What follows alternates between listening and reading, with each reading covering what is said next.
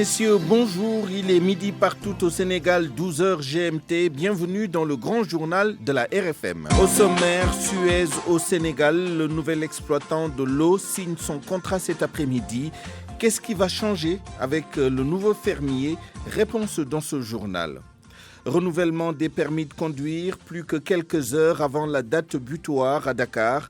Les retardataires demandent une nouvelle prolongation et se ruent vers les centres. Risque de perturbation dans les universités, le syndicat autonome des enseignants du supérieur tire la sonnette d'alarme. En cause, les conditions de travail et la plateforme Campusen. Pour les titres de l'actualité internationale, Anna Rocha, bonjour. Bonjour Souleymane Niang, bonjour à tous. Lendemain de vote en Guinée-Bissau, le pays attend de connaître son futur président de la République. Les résultats du second tour s'annoncent très serrés dans la capitale Bissau. Les premières tendances donnent une légère avance au candidat du PAIGC, mais le camp de Malo revendique la victoire. On fera le point avec notre envoyé spécial sur place. En Mauritanie, Mohamed Ould Abdelaziz perd la bataille pour le contrôle de son parti. L'UPR a un nouveau président proche de l'actuel chef d'État mauritanien. Et puis la présidentielle ivoirienne de 2020, Tiken Jah Fakoly parle d'une guerre d'élite et demande à Ouattara, Bédié et Gbagbo de se retirer. À tout à l'heure pour le développement, Anna Rocha. Les titres sport avec vous, Malal Gagne Junior, bonjour. Bonjour Souleymane, bonjour à tous. L'AS Ville de Dakar veut se faire une place au soleil en Afrique. Après l'Assemblée générale ordinaire du club ce week-end, les dirigeants de l'équipe de la mairie de Dakar dévoilent les grands axes de leur nouveau projet. Football Ligue 1 sénégalaise, fin de la quatrième journée. Une quatrième journée marquée par la première victoire du Jaraaf et Teungueth FC qui s'empare de la première place au classement. Nous ferons le point dans ce 12 heures. Rendez-vous dans le journal des sports donc dans quelques minutes pour les détails. Georges Détié-Diop sera là pour la revue de la presse de ce lundi 30 décembre et puis à suivre à la fin de cette édition le journal 2019, la rétro de l'année écoulée avec Babacar Fall et toute la rédaction. À la mise en onde de ce journal, Abdoulaye Diop. Et d'abord cette signature cet après-midi du contrat entre l'État du Sénégal et Suez, puis le lancement de la nouvelle société de gestion et d'exploitation du service public de l'eau potable en zone urbaine et périurbaine. Eau du Sénégal, mais déjà l'on retient que le prix de l'eau ne va connaître une augmentation. Le contrat intègre plusieurs clauses techniques et le nouvel exploitant aura une responsabilité grande dans les investissements. Georges Détié-Diop. Pas d'inquiétude à se faire. Avec Suez, les consommateurs ne vont pas payer l'eau plus cher. Les tarifs ne vont connaître aucune hausse. L'assurance est donnée par une source proche du dossier du contrat d'affermage. Et quant à une éventuelle baisse, l'État va au préalable procéder à une étude tarifaire. Avec Suez, une nouvelle facturation va être validée. Elle sera d'abord soumise aux associations de consommateurs. Le consommateur, justement, l'on nous confie qu'il sera au centre de la gestion de l'eau. Plusieurs clauses sont intégrées dans le contrat. Le nouvel exploitant, dans ses relations avec la clientèle, doit davantage faire dans la proximité et la réactivité. Un logiciel va permettre aux usagers de saisir rapidement Eau du Sénégal. La nouvelle société qui remplace la SDE prévoit un réseau intelligent, un réseau géré à distance pour la maintenance et réduire les pertes d'eau. Le respect de l'impact environnemental, un point d'honneur, ce qui va aider à améliorer la qualité de l'eau. Avec le nouveau contrat, la responsabilité du nouvel exploitant sera plus grande dans les investissements. Mais l'État en garde la primauté. Par ailleurs, Suez va mettre en place un centre de recherche et d'innovation technologique dans les métiers de l'eau. Un centre pour le personnel, mais qui doit s'ouvrir au reste de l'Afrique. La signature du contrat se fera avec la nouvelle directrice générale de Eau du Sénégal, Jeannie Arnal. Elle a débuté sa carrière professionnelle en intégrant la Lyonnaise des Eaux en 1989. Elle a dirigé l'IEC, une filiale de Suez au Maroc. Jeannie Arnal était jusqu'en mars la directrice régionale Eau en Occitanie pour Suez. Merci Georges Détié-Diop qui était en direct dans ce studio. Dans l'actualité sociale, le cadre unitaire des syndicats de la santé pour la justice sociale maintient sa grève d'avertissement de 24 heures prévue demain. Et ce, malgré l'assurance du ministre de la Santé de trouver des solutions à leurs revendications. Ces travailleurs de la santé réclament entre autres une indemnité de logement et la subvention des hôpitaux. Écoutons le porte-parole du cadre unitaire des syndicats de la santé pour la justice sociale, Cher Sek. Il est joint par El Haj Ndiogoudjen. Nous avons déjà préparé le travail de terrain. Depuis presque 1 ou 2 semaines, on était en train de faire des tournées dans toutes les structures. Je pense que les camarades sont suffisamment engagés pour, en tout cas, maintenir ce mot d'ordre. Et comme nous l'avions dit, nous sommes dans des positions stratégiques. Et demain, vous allez voir que si on veut paralyser le système, on va paralyser le système parce que les éléments sur lesquels on peut appuyer est entre nos mains. À la radio, comme au niveau du laboratoire, ce sont les techniciens qui sont là-bas. Et ce sont ces gens-là qui, aujourd'hui, ont senti une frustration extrêmement grande parce que vous ne pouvez pas être dans un système. Pendant presque 10 ans, depuis 2009 jusqu'à aujourd'hui, des réformes avaient été faites. Des gens sont allés se faire former. Ils ont obtenu leur diplôme de grande valeur académique, reconnu sur le plan international. Ne serait-ce que pour les reclasser, on fait traîner le pied. Il y a juste quelques jours, le ministre de la Santé, Abdoulaye Diouf Sarr, a réaffirmé sa disponibilité de vous recevoir pour des solutions à vos problèmes. Pourquoi alors aller en grève? Vous savez, Abdoulaye Diouf Sarr a l'habitude de parler. Nous attendons des actes. Nous ne sommes pas des politiciens. Lui, il a son agenda politique. Il est en train de gérer son agenda politique. Nous sommes des syndicalistes. Nous avons notre agenda syndical. Vous pensez qu'on a besoin de dire que je vais les recevoir? S'il était conscient, on n'a pas besoin d'une minute. Il a nos téléphones. Il n'a qu'à nous appeler. On n'a pas besoin de dire nous allons d'autant plus. Et puis, ça fait 1 an, je vous dis. Depuis le 2 janvier, nous avons envoyé 3 courriers. Depuis janvier qu'on avait déposé, le 2 janvier 2019, qu'on avait déposé ce préavis de grève. C'est-à-dire cette grève-là qu'on est en train de faire pour demain. On a déposé le préavis le 2 janvier pendant 1 an.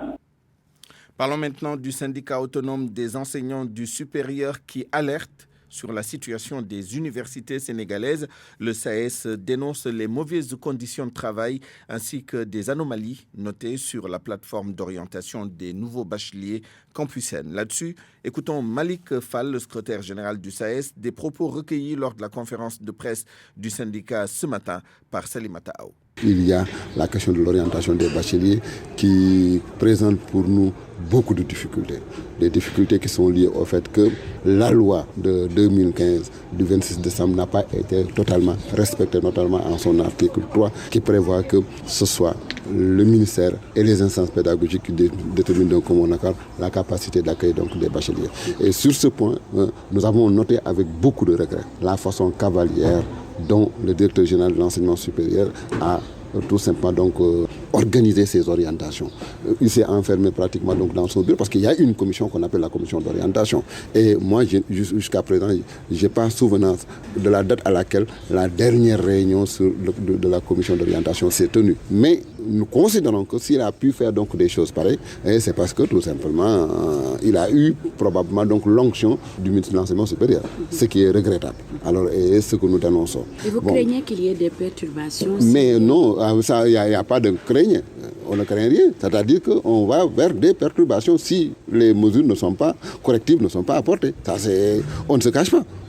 Donc si les mesures correctives ne sont pas apportées, nous allons aller vers des perturbations. Ça, c'est inévitable. Pour nous, comme on l'a toujours dit, le Campusen constitue une boîte noire pour nous.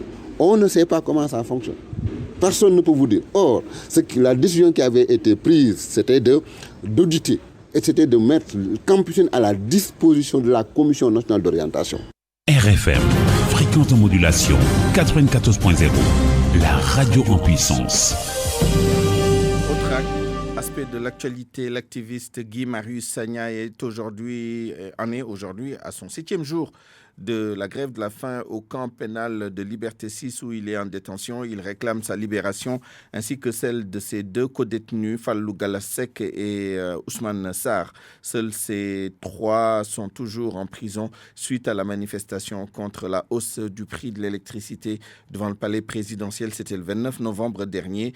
Les autres camarades de Guy Marius Sagna, dont le docteur Babacar Diop, avaient récemment bénéficié d'une liberté provisoire. C'est demain, 31 décembre à minuit, que les anciens permis de conduire, les fameux permis en papier rose, cesseront d'avoir cours dans la région de Dakar. Du coup, c'est le rush vers les centres de dépôt pour les permis numérisés. Et l'inquiétude chez les retardataires au beau maraîcher de Pikine, ils demandent pas moins qu'une nouvelle prolongation. Vous entendrez le reportage de Ndongoka dans nos prochaines éditions. À 24 heures de la date butoir du renouvellement des permis de conduire, le directeur des transports routiers révèle que 320 000 permis ont été renouvelés sur un total de 562 000 dans la région de Dakar. Cheikh Omar Gaye précise que les retardataires vont payer plus à partir du 1er février prochain.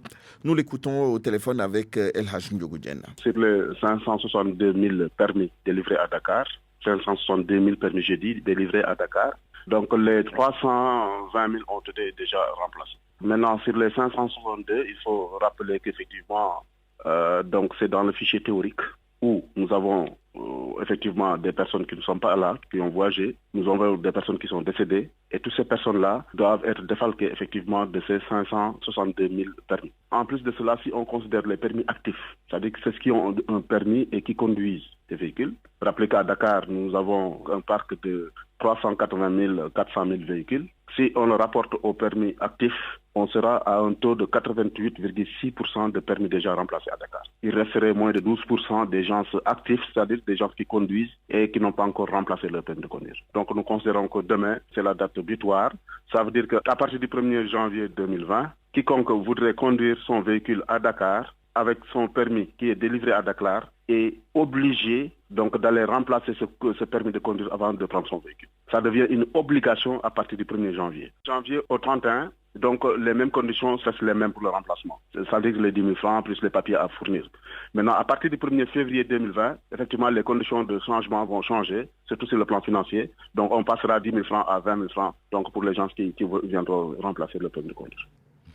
Et puis un mot sur la campagne de commercialisation de l'arachide qui est un échec pour le leader du parti UDR, Union démocratique républicaine. Il constate donc de nombreux problèmes, l'échec donc de la campagne de commercialisation de l'arachide. Mohamed Rajab était l'invité de RFM Matin. La campagne ne marche pas. Il y a énormément de problèmes puisque si nos usines aujourd'hui n'arrivent pas à acheter de l'arachide, comment ils vont travailler? C'est grave. Donc, il y a beaucoup de cheminement à faire. Il faut qu'on prenne, comme on dit, le taureau par les cornes et essayer de voir une fois pour toutes comment il faut régler ce problème définitivement. Et on peut le régler, ce problème. En faisant quoi pour régler le problème? Aujourd'hui, on ne peut pas l'étaler. On ne peut pas passer le temps, pour le peu de temps que nous avons ensemble, à étaler ce qu'il y a à faire. Ce serait peut-être un peu idiot de ma part. Mais il y a un moyen très efficace pour régler ce problème de commercialisation de l'arachide. Oui, certes, je parlais tout à l'heure des Chinois qui achetaient les graines. C'est vrai qu'ils viennent avec leur argent, ils ont besoin de notre arachide. Surtout quand on a une bonne arachide, ils vont l'acheter. Mais comment faire aujourd'hui pour que nos usines fonctionnent normalement et comment prendre les devants pour acheter le tonnage qu'il nous faut pour faire travailler nos usines et après vendre le reste. Parce que le paysan n'attendra pas. Le paysan, il vend ce qu'il a récolté. Il a besoin de son argent. Et c'est ça qu'il faut voir de très près. Pour terminer, allons à Saint-Louis, où le quartier le plus peuplé de la ville, avec ses 70 000 habitants, souffre à la fois du nombre insuffisant d'écoles qui sont marquées par un délabrement aggravé par la montée du sel. Plusieurs écoles sont menacées de fermeture pour cause de l'insécurité qui y règne. Les autorités sont interpellées pour mettre fin à la déperdition scolaire. Par ailleurs, les populations saluent les efforts sur l'éclairage public, mais exhortent le ministre de l'Intérieur à accélérer l'ouverture du poste de police construit dans le quartier Mohamed Nabissila. L'état de délabrement avancé de plusieurs établissements situés dans le quartier de Pékin inquiète les populations qui interpellent les autorités. Maintenant, nous souhaitons aussi que vraiment le conseil départemental de Saint-Louis nous appuie sur nos collèges. Les collèges de Pékin et les écoles primaires sont dans des états vraiment très piteux et que vraiment nous demandons aussi à monsieur le président du conseil départemental de descendre à Pékin, de regarder l'état des écoles, des collèges de Pékin. Nous demandons aussi à monsieur le maire de Saint-Louis de regarder les écoles primaires. Mbaye Ndiaye, conseiller économique, social et environnemental, de se féliciter des efforts réalisés par le gouvernement avec l'installation de lampadaires solaires maire, mais appelle à l'ouverture du poste de police dont les travaux sont pratiquement terminés. Notre poste de police, les grosses œuvres sont terminées. On est en phase terminale. Nous demandons vraiment solennellement à M. Ali Ngouindia, le ministre de l'Intérieur, de nous appuyer pour que notre poste de police soit fonctionnel. Nous avons grandement besoin. Mais aussi remercier le maire pour l'État du Sénégal pour les lampadaires, parce que c'est un projet de l'État du Sénégal. Justement, le quartier de Pikine est l'un des choisis dans le projet d'assainissement des 10 villes. Et les populations exhortent le gouvernement à faire davantage pour ce quartier populaire de la vieille ville. RFM Saint-Louis. Mohamed Nabissila. RFM. L'actualité internationale. À 12h15, rebonjour Anna Rocha. Rebonjour Souleymane. Lendemain du second tour de la présidentielle en Guinée-Bissau, le pays est dans l'attente des résultats. Des résultats qui s'annoncent très serrés entre Umaro Sissoko Embalo et Domingos Simões Pereira dans la capitale Bissau. Les premières tendances donnent une légère avance au PAIGC, mais dans les fiefs de Embalo et ceux du président sortant Jomav, le candidat du MADEM réalise de très bons scores. La correspondance de notre envoyé spécial à Bissau, Laminba. Bissau s'est réveillé dans le calme. Le peuple qui s'est prononcé hier pour départager les deux candidats attend la publication des résultats provisoires officiels que la Commission nationale électorale a fixés pour mercredi. Pas de vainqueur connu donc pour l'instant, mais les premières tendances qui se dégagent pour le compte de la capitale Bissau semblent reproduire le schéma du premier tour, c'est-à-dire une avance du candidat Domingos Simões Pereira sur Umaro Sissoko Embalo, mais elle est moins importante qu'au premier tour car le candidat du MADEM a triplé ses scores à la faveur du report de voix dont il a bénéficié grâce au soutien des candidats malheureux du premier tour. Mais les échos qui nous parviennent des régions à l'image de Bafata et Gabou, mais aussi de Cacheu, bastion du chef d'État sortant José Mario Vaz, Umaro Sissoko Embalo y devance largement son adversaire Domingos Simões Pereira. L'Est et le centre semblent plébisciter Embalo, là où la capitale et les îles mettent en avant Pereira. On pourrait donc assister à des scores très serrés entre les deux camps si les premières tendances qui se dessinent se confirmaient. Pendant ce temps, la bataille de publication des procès-verbaux fait rage sur les réseaux sociaux, chaque camp s'empressant de publier ceux des régions qui lui sont favorables pour illustrer son avance sur l'autre. Mais le travail de compilation et de centralisation des résultats bas sont pleins au niveau des deux états-majors politiques. Dans les rues, les citoyens bissau-guinéens vaquent tranquillement à leurs besoins. L'ambiance est de retour dans la circulation et les commerces restés fermés toute la journée d'hier ont rouvert porte ce matin. Laminba, Bissau, Radio Futur Média. Le camp d'Umaro Sissoko Embalo revendique la victoire du second tour, annonce du porte-parole de la coalition du MADEM G15, Djibril Baldé, en conférence de presse à l'instant à Bissau. On l'écoute au micro de Laminba. Ce qu'on a dit, c'est qu'on a terminé notre travaux de apurement de résultats. Nous savons la tendance des résultats de cette élection et nous pensons que quand nous disons le candidat du peuple, le peuple savait qui est son candidat. Donc pour nous, c'est le candidat du peuple qui rapporte ces élections. Vous avez fait la compilation des résultats. Est-ce que vous avez une idée aujourd'hui du pourcentage? On a fait la compilation 100%. Nous savons qu'est-ce que nous disons. Vous avez combien de pourcents? C'est le candidat du peuple qui remporte.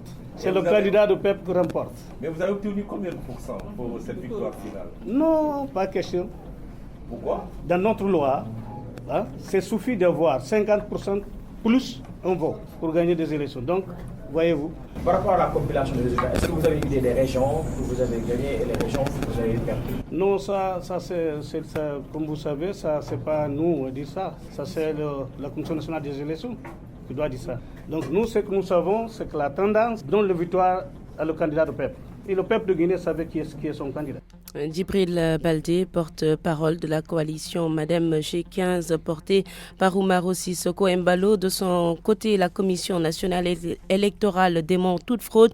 Elle invite les électeurs au calme et à la vigilance. Les résultats officiels de ce second tour sont attendus mercredi, Souleymane. En Mauritanie, Mohamed Ould Aziz perd son parti. L'Union pour la République a un nouveau président. Ce dernier a prêté allégeance au chef de l'État, Mohamed Ould Razouani, nous dit Mohamed Diop à Nouakchott. Pas de réaction de Mohamed Ould Abdelaziz qui perd le parti qu'il avait créé en 2009. Sauf que l'ex-président avait tweeté avant le congrès, je cite, « Dans mon pays, on est en train de créer une nouvelle institution gouvernementale dénommée Union pour la République. Union pour la République, c'est bien le parti au pouvoir. Mais pour Ould Abdelaziz, c'est une façon d'accuser son successeur, Mohamed Ould Razouani, d'avoir mené un coup de force pour récupérer le parti. les mieux implantés en Mauritanie. En tout cas, le nouveau chef de l'UPR, Sidi Mohamed Ould Taleb Amar, un ancien ministre et ex-ambassadeur de Mauritanie aux États-Unis, récemment nommé au poste de directeur de la Société nationale d'eau, affiche clairement son soutien à Ould Razouani. Ainsi prend fin la guerre pour le contrôle du parti au pouvoir en faveur de celui qui est au pouvoir. Mohamed Diop Nokchet, RFM. En Côte d'Ivoire, la présidentielle de 2020 fait toujours polémique. Accusé de préparer une insurrection, Guillaume Soro promet une résistance politique depuis Paris. L'ex-chef de la rébellion et candidat à la présidentielle de 2020 est visé par un mandat d'arrêt international. C'est une guerre d'élite selon Tikenja. Le reggaeman ivoirien demande à Laurent Gbagbo, Alassane Ouattara et Henri Konan Bédié de se retirer définitivement de la course. On l'écoute, Tikenja Fakoli, interrogé hier par Babacar Fall. Le problème qu'on a en Côte d'Ivoire, c'est qu'il y a une guerre au sommet entre des élites de différents partis politiques. C'est pas une guerre forcément pour l'intérêt du pays, mais c'est des guerres entre personnes. Et donc, moi, je souhaite aujourd'hui que Henri Konan Bédié se retire, qu'Alassane Ouattara se retire et que Gbagbo se retire définitivement et que des élections libres et transparentes soient organisées, qu'il y ait un débat télévisé, que les candidats nous disent ce qu'ils peuvent faire pour les Ivoiriens. Ce que je souhaite pour la Côte d'Ivoire aujourd'hui, c'est que ces trois leaders, qui sont d'ailleurs les différents protagonistes de la crise post-électorale de 2011 qui nous a coûté 3000 morts. Et donc, moi, je souhaite qu'on tourne, enfin, que ces trois-là se retirent. Je pense que ce serait une meilleure manière de rendre hommage aux 3000 personnes qui ont été tuées. Souleymane, on retourne à Bissau. Laminba nous informe en exclusivité que Oumaro Sissoko Embalo vient d'annoncer que son adversaire Domingos Simões Pereira l'a appelé au téléphone pour le féliciter de sa victoire. On y reviendra bien sûr dans la page internationale de 13h. Juste en plus bref, le lauréat de la 2e édition du prix Macky Sall pour le dialogue en Afrique sera connu ce lundi. Un prix initié par le CIRID, le Centre indépendant de recherche et d'initiative pour le dialogue, cérémonie prévue à 17h ici à Dakar. Merci Anna Rocha. Malal Diagne Junior, rebonjour. Rebonjour Souleymane. Basket d'abord, les dirigeants de l'AS Ville de Dakar veulent faire grandir le club. Après l'Assemblée générale qui s'est tenue ce week-end et la réélection du bureau, Yatma Diaw, président reconduit, veut que son équipe entre dans une nouvelle ère. Pour lui, il est maintenant temps pour que l'équipe de la municipalité de Dakar grandisse chez les garçons et que chez les filles, que l'on intègre les compétitions africaines. Cela passe forcément par gagner encore plus de titres avec plus de moyens. Yatma Diaw, que nous avons joint au téléphone. Oui, merci Malal. L'objectif principal c'est se maintenir dans le haut du tableau par rapport à l'équipe féminine. Donc, et développer quand même une politique pour que l'équipe masculine aussi puisse jouer les premiers rôles au niveau du championnat local. Mais aussi, il y a l'autre objectif immédiat par rapport à l'année prochaine, c'est de pouvoir quand même participer au championnat d'Afrique des clubs. Je pense qu'aujourd'hui, l'objectif pour l'année prochaine, c'est de pouvoir construire une équipe compétitive qui pourra quand même rivaliser avec les clubs au niveau africain. Pour cette nouvelle saison qui se prépare, vous comptez sur un budget de combien et comment allez-vous faire pour réajuster votre staff technique puisque Tafa Gueye va être directeur technique national? Je pense qu'il y aura sûrement une évolution parce que par rapport aux ambitions que nous avons sur le plan africain, il est important qu'on trouve les ressources additionnelles pour pouvoir aller en Afrique pour jouer le championnat d'Afrique des clubs. Bon, cependant, on a au moins la garantie du soutien de Madame la maire que nous remercions au passage, donc qu'il a réitéré hier lors de l'Assemblée générale qu'elle va nous accompagner dans cette aventure au niveau de l'Afrique. Le reste de l'actualité sportive, football, après le football, place au bilan de la 4e... Après la 4e journée, place au bilan. Ah, ok. Après la 4e journée, place au bilan Donc, place au bilan. C'est vrai que j'écris très mal, hein, c'est vrai. Alors, on va parler du bilan avec Teungueth FC qui s'est emparé de la première place après avoir battu le leader à l'entame de cette 4e journée, Dakar Sacré-Cœur. Mais une 4e journée marquée également par le premier succès de l'équipe vice-championne du Sénégal, le Jaraaf, qui a battu à Pékin l'équipe du Casa Sport. Le point avec l'un de nos consultants, Tassirou Diallo. On a vu une bonne équipe de Teungueth FC qui est en train de monter en puissance, mais aussi il faut laisser un œil à l'équipe de la Douane Parce que les deux équipes sont en train de nous montrer qu'en football, ce qui est important, c'est de gagner. Et ils sont en train de nous montrer la voie de la victoire. Et certes aussi il y a eu de très bons footballeurs et de grands attaquants qui sont là-bas. Parce que marquer des buts, c'est ce qui détermine la victoire. Donc j'espère que le championnat est lancé, mais laissons un œil à les équipes qui sont derrière, comme l'AS Pikine, comme Diambar, et aussi comme Dakar Sacré-Cœur. Comme Dakar Sacré-Cœur. Donc, pour terminer, Souleymane, suite et fin de la 4e journée dans la Ligue 2, avec une seule rencontre dans l'après-midi, Teungueth FC, l'équipe de Demba Diop FC qui va jouer contre Amitié FC.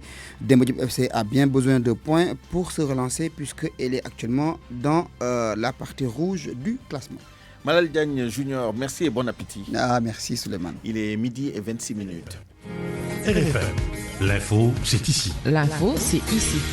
Avant la revue de la presse, ce communiqué du groupe Futur Média qui, en application de l'interdiction de toute publicité de produits éclaircissants par le Conseil national de régulation de l'audiovisuel, le CNRA, informe ses auditeurs, téléspectateurs et lecteurs, ainsi que ses clients et toute l'opinion publique que la RFM et la TFM mettent fin à toute diffusion de publicité de produits éclaircissants sur leurs antennes à compter de ce 30 décembre. Ce faisant, le groupe GFM réaffirme son attachement au respect des lois et règlements qui régissent le secteur des médias. RFM, la presse du jour. La presse de ce lundi 30 décembre 2019, lue et commentée par Georges Détié-Diop. Moustapha Cissé Lo tourne-t-il le dos à la politique? Vox Populi indique en tous les cas que le Khalif des Mourides envoie Cissé Lo à la retraite politique. Il lui a demandé d'arrêter la politique. Selon mon confrère, Cissé Lo dit avoir la bénédiction de son marabout et celle de Serigne Mountakha qu'il a appelé pour lui dire qu'il ne veut plus l'entendre dans des querelles, des critiques ou autre chose. Seulement, dans un entretien accordé à l'Observateur, Moustapha Cissé Lo précise que le Khalif ne lui a pas demandé de laisser tomber la politique. Il lui a simplement dit d'arrêter les polémiques faisant allusion à ses précédentes sorties qui ont créé des attaques verbales par presse interposée. Autre précision de Cissé Lo, il maintient sa candidature pour la mairie de Dakar. Son camarade de parti, le ministre Amadou Ba, nourrit-il des ambitions pour Dakar? A-t-il l'ambition de succéder à Macky Sall? A-t-il contribué au financement de la campagne de Ousmane Sonko? Les réponses du ministre des Affaires étrangères sont mises en exergue par Sud Quotidien, Les Échos, Libération, entre autres journaux. Amadou Ba, qui était l'invité du jury du dimanche de iRadio, donne aussi son avis sur le débat autour du 3e mandat. Selon lui, le débat sur la succession de Macky Sall est indécent. Il confesse que la loyauté est une vertu sur laquelle il ne transige pas. Aussi, ajoute-t-il, dire qu'il a financé la campagne de Sonko l'a fait très mal. Il confie avoir été touché et choqué. Ce n'est pas que Amadou Ba qui s'est prononcé ce week-end sur le 3e mandat. Le chanteur ivoirien Tiken Diafa Koli a lui aussi donné son avis, dont le journal Le Quotidien se fait l'écho. L'As et Source A aussi. Dans le grand jury de RFM, Tiken Diafa Koli a appelé à la résistance face à Macky Sall, Alassane Ouattara et Alpha Condé. Pas question selon lui de 3e mandat au Sénégal ou en Afrique, car ça bloque les nouvelles générations. Il fait d'ailleurs savoir qu'ils vont venir au Sénégal pour barrer la route à Macky Sall s'il se présente pour un 3e mandat. Macky Sall, dont son ancienne Premier ministre, fait l'objet de la une de l'As. Aminata Touré s'en prend à Abdoul Mbaye. Dans une interview dans le quotidien LAS, la présidente du Conseil économique, social et environnemental affirme qu'Abdoul Mbaye ne pardonnera jamais au président Sall de l'avoir viré. Aminata Touré se prononce également sur la hausse du prix de l'électricité. Sujet à la première page du quotidien Le Quotidien. Selon Le Quotidien, le directeur général de Senelec a réitéré que les plus petits consommateurs ne devraient subir aucune hausse de leur facture, tandis que la tranche moyenne dont la facture varie entre 15 et 25 000 francs CFA ne devrait pas subir d'augmentation de plus de 1191 francs et les factures de 300 à 350 000 paieront 32 800 de plus. Ainsi, de l'avis de mon confrère, ces explications devraient permettre aux membres du comité du dialogue avec la clientèle réactivée pour l'occasion d'être mieux armés pour s'expliquer avec les protestataires. De l'électricité à l'eau, l'Observateur informe que l'État du Sénégal et Suez signent aujourd'hui le contrat d'affermage pour la gestion de l'hydraulique urbaine et périurbaine. Selon l'Obs, la nouvelle réforme non seulement préserve préserve tous les acquis sociaux des travailleurs, mais vise surtout la sauvegarde des intérêts du Sénégal et une baisse éventuelle du prix de l'eau. Un coup d'œil dans le soleil, il est question de la relance du chemin de fer. Le quotidien gouvernemental informe qu'après la réhabilitation du pont Touba-Zamzam, la société Dakar-Bamako Ferroviaire a franchi une autre étape. L'entreprise recevra d'une société sud-africaine dans les prochains jours une flotte de 6 locomotives. À la une de Source A, trafic de drogue, de coupe de bois, de noix d'anacarde, effort de guerre, réduction de l'assiette fiscale de 1982 à 2019, plus de 1000 milliards de francs CFA en l'air. Selon Source A, le MFDC et ses souteneurs ont organisé des trafics qui ont enrichi à coups de centaines de millions les différents leaders du mouvement. Et le Sénégal aura perdu plus de 1000 milliards entre les efforts de guerre fournis par l'État central, la réduction de l'assiette fiscale, les différents trafics en cours qui financent les activités du MFDC. À la découverte dans l'observateur de la communauté Ibadou Rahman de Keur Marembeng dans la commune de Niag-Tivavonpol dans le département de Rufisque, sur les traces de la filière de l'Amir Lamine Ndiaye et de son épouse Aïda Sagna. Comment plusieurs ressortissants du village ont été enrôlés et envoyés dans les camps islamistes à l'étranger. Voyage au cœur du village des djihadistes, c'est aux pages 6 et 7 de l'Observateur. À la page 6 de Record, c'est pour parler sport, la deuxième partie de l'entretien avec Aliou Cissé. Au menu, son contrat, les prochains matchs amicaux, les remords de la CAN 2019, la supervision des potentiels renfort. Autre interview d'un Record, entretien avec le ministre des Sports Matarba. Il est question des infrastructures, de la politique sportive, des objectifs dont la CAN 2021 qu'il veut remettre au chef de l'État. À la une de Stade, Sadio qui, selon le journal, tire Liverpool vers le titre. L'attaquant des Lions a marqué hier contre Wolverhampton. Sadio Mané boucle donc 2019 en toute beauté. 76 buts en Première Ligue, 24 en 2019. Un dossier sport dans Enquête, dossier sur l'essor du MMA au Sénégal. Panique dans l'arène. Une arène sénégalaise en perte de vitesse, le MMA en palliatif. Enquête relève qu'il y a une offensive des chaînes françaises pour devancer l'américaine UFC sur le créneau africain. À vos kiosques et bonne lecture.